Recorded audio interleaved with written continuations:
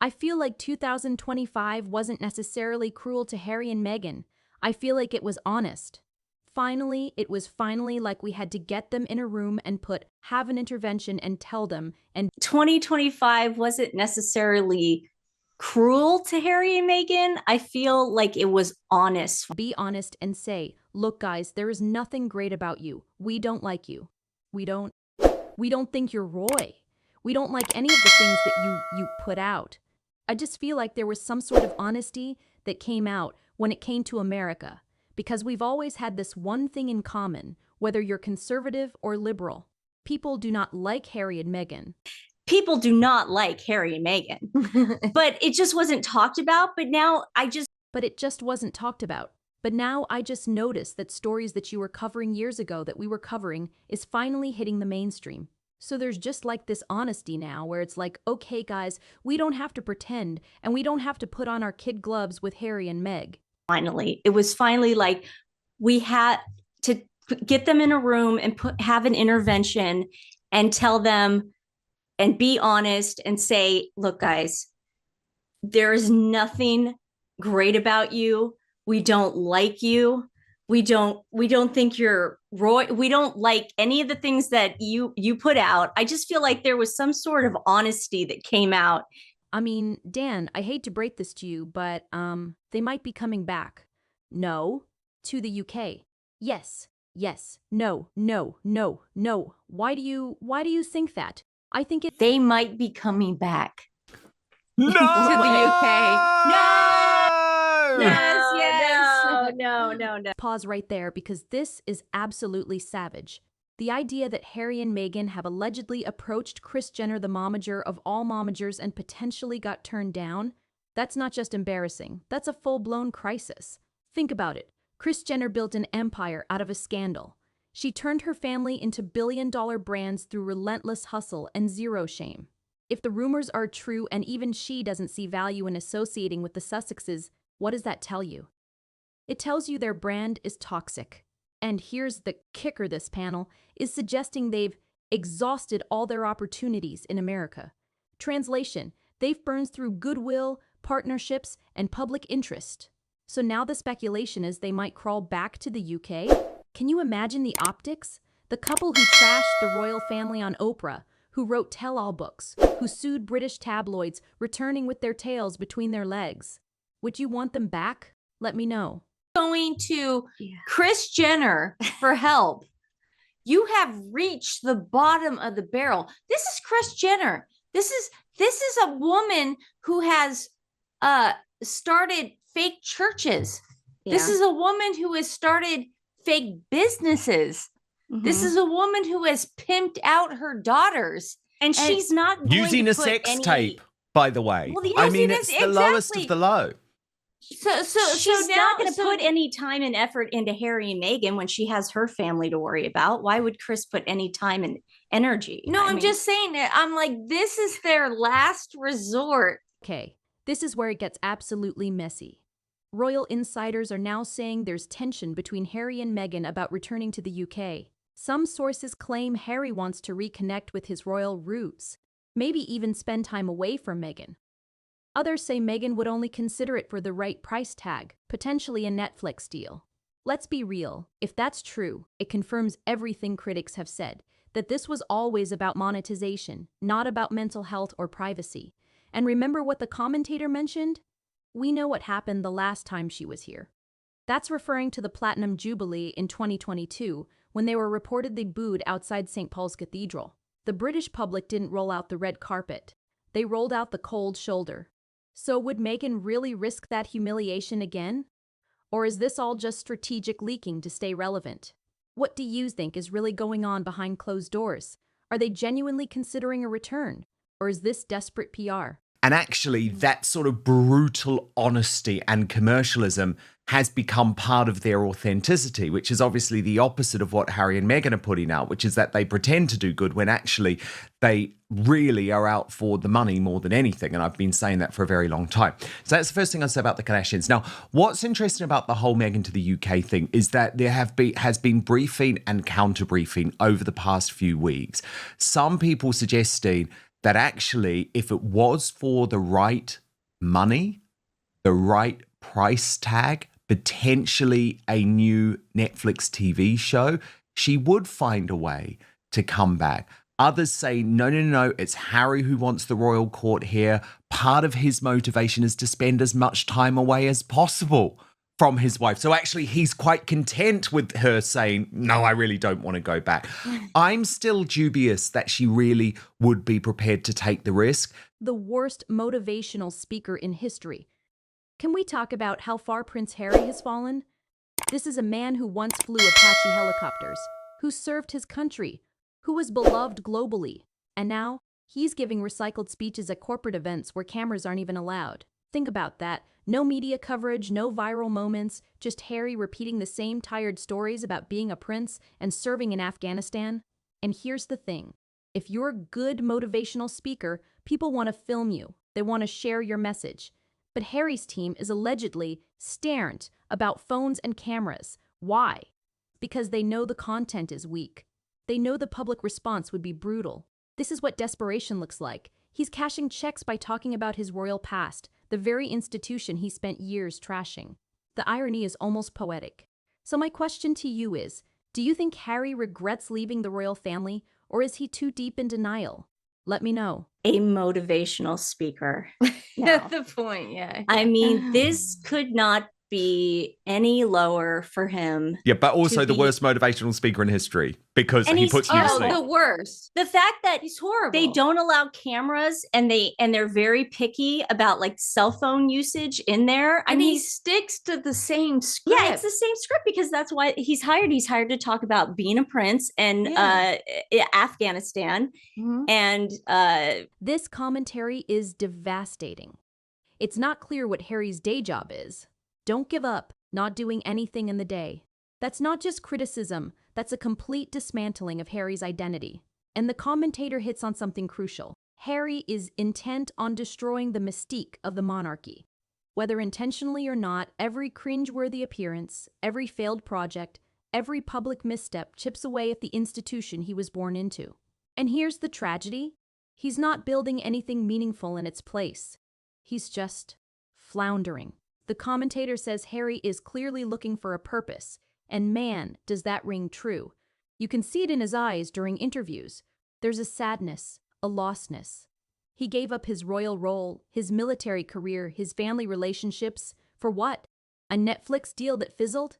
A Spotify partnership that got canceled? The question we should all be asking, what is Harry's purpose now? And does he even know? A cringing embarrassment. I wanted to cover my eyes as you were showing me that, Rita. I never want to see it again. There's more of it now on the screen. Look, first of all, the whole thing's excruciating, of course. But normally in a situation like this, when somebody tries their hand, for instance, at comedy, the normal thing to say is, don't give up the day job. Except you can't really say that in this case because it's not clear what Harry's day job is. It's sort of don't give up not doing anything in the day. It's just excruciating. He seems to me to be intent on destroying the mystique and some of the power really of the monarchy as an institution. The monarchy as an institution is incredibly important in a constitutional democracy.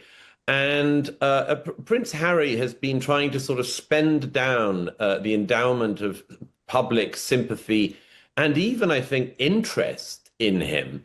And this is just the latest example of him going about this. I always have the same thing, Rita, when I see this, which is I think, what a terrible way to spend your life. He's clearly looking. Via wait, can we talk about this brutal comparison? While Harry has aged and looks deeply unhappy, Prince William is being described as a heartthrob again, finding his feet as Catherine recovers from cancer. The contrast couldn't be starker. William has purposes supporting his wife, raising his children, and preparing to be king. He has duty, responsibility, and public respect. Meanwhile, Harry is stuck in Montecito, seemingly adrift, and you can see it physically. Look at photos from 2018 versus now Harry looks worn down, stressed, unhappy. Is that the California sun? Or is that the weight of regret? The commentator says Harry is purposeless, and honestly, that might be the saddest diagnosis of all. Because at the end of the day, humans need purpose. We need to feel like we're contributing, like we matter. And right now, what is Harry contributing? What legacy is he building? I'd love to hear your thoughts. Do you feel sorry for Harry, or do you think he made his bed and now has to lie in it? Realize that this is now a shell of a man. Physically, you see that loss, that total lack of purpose. He's aged. He looks deeply unhappy. And you contrast his decline physically with Prince William really becoming a heartthrob again this year as he found his feet again as Catherine recovered from cancer. And that contrast is so telling. And I think it is for the reason that Douglas Murray points out. This is where things get dark. The timing of Harry and Meghan's PR moves has always been questionable, but when you lay it out like this, it's chilling. They did the Oprah interview while Prince Philip was dying. They filmed their Netflix series while Queen Elizabeth II was battling terminal cancer. And Meghan posted a lighthearted Instagram story while her father was undergoing surgery to have his leg amputated. Let me repeat that. Her father was losing his leg, and she posted her husband goofing off on set. If that doesn't tell you everything you need to know about priorities, I don't know what does. The commentator says, nothing was going to get in the way of the plan, and that's the key phrase, the plan. This wasn't about family, healing, or mental health. This was about executing a strategy, cashing in and building a brand. And they were willing to sacrifice everything, family relationships, reputations, even basic human decency to make it happen. So here's my question. Is this ruthless ambition or is this something darker? You tell me.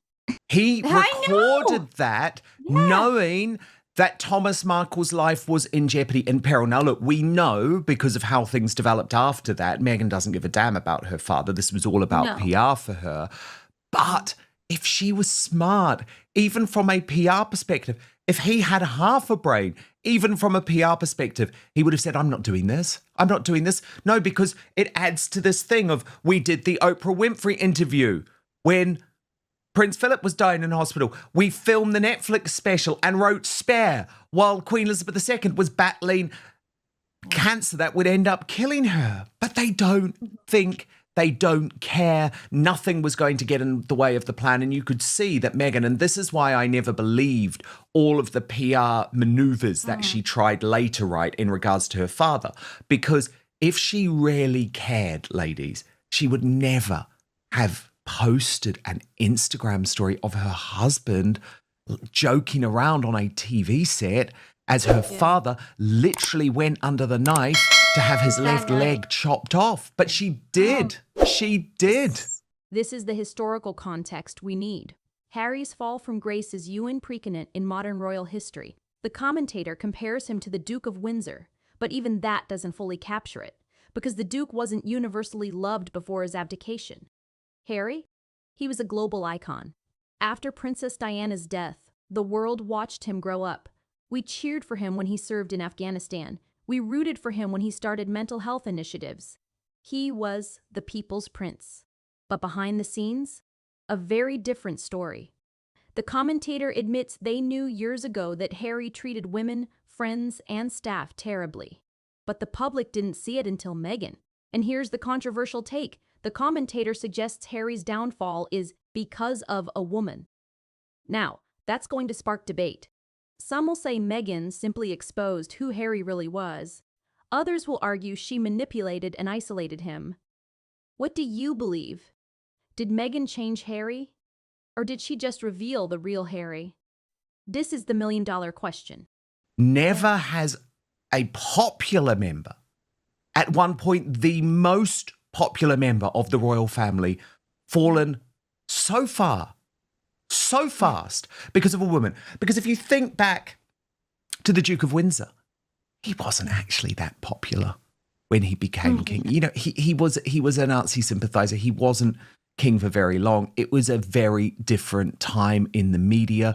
But as Douglas Murray points out, when you look at that macro level and you think back to 1997, it took so much more for the public to turn on Prince Harry, because in so many ways, we loved Prince Harry. Now, I'm going to be honest with you, I woke up much earlier than most because I had been covering this guy very closely since about 2008, 2009. Mm-hmm.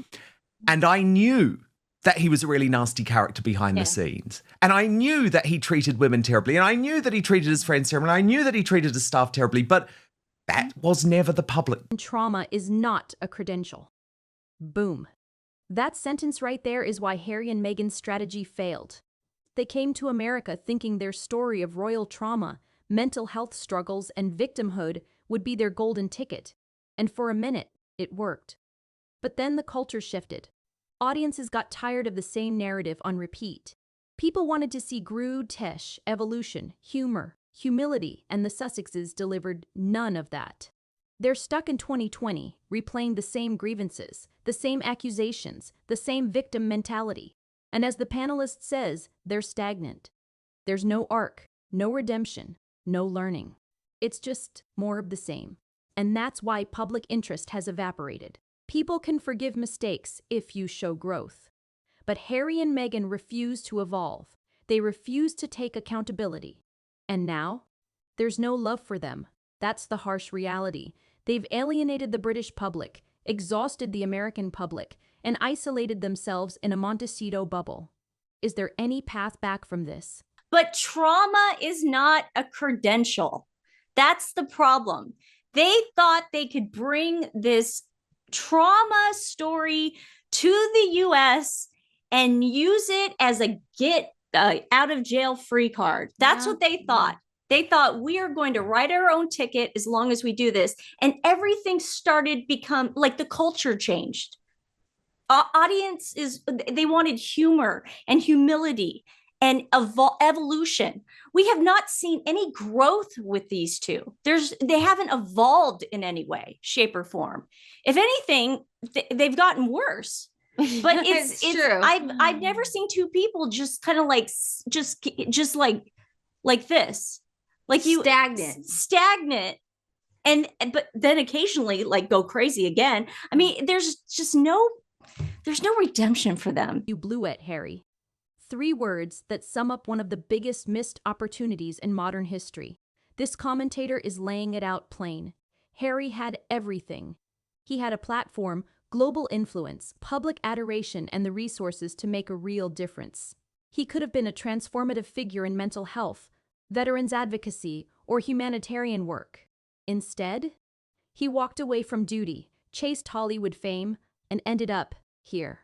Doing motivational speeches nobody films, pitching projects nobody wants, living in a mansion while claiming victimhood. The commentator says, Harry proved he was not a humanitarian, and that's the most damning verdict of all. Because that was supposed to be his thing, the caring prince, the advocate, the bridge builder. But actions speak louder than PR statements, and Harry's actions have shown a man obsessed with revenge, money, and validation. And as the commentator says, it is a big, fat failure. Harsh? Yes. Accurate? You decide. Comment below and let me know if you think there's any chance for Harry to redeem himself or if this chapter is closed for good. It is so true. What he could have done.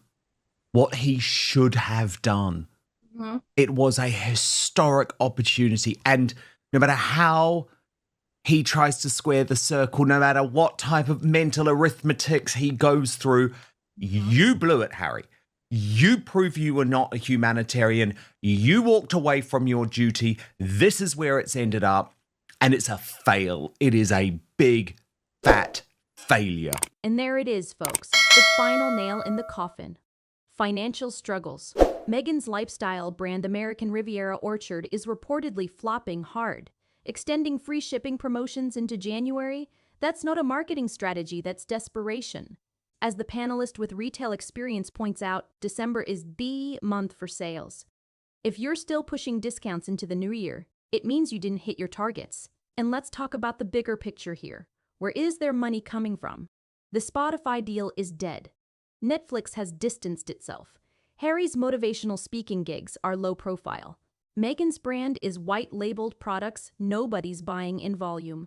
They're living in a $14 million Montecito mansion in one of the most expensive regions in the world. But the income streams are drying up. Some insiders are even speculating they're in serious financial trouble.